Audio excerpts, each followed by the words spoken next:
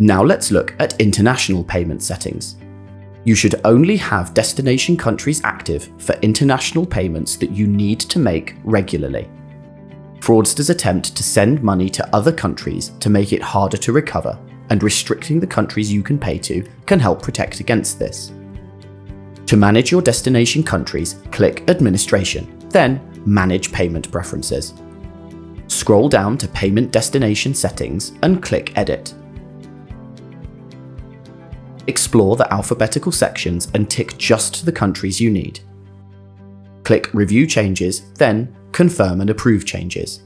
You'll then need to approve this with your smart card.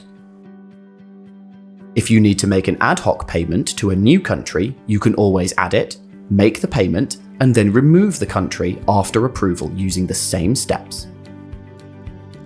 Staying vigilant and educated on fraud and scam trends is your first line of defense.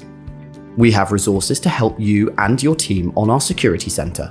Here, you can sign up for free security webinars and find information and guidance from the National Cybersecurity Center.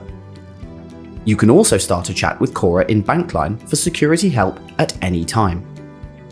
Make sure your colleagues know what to look out for and work as a team to stay safe.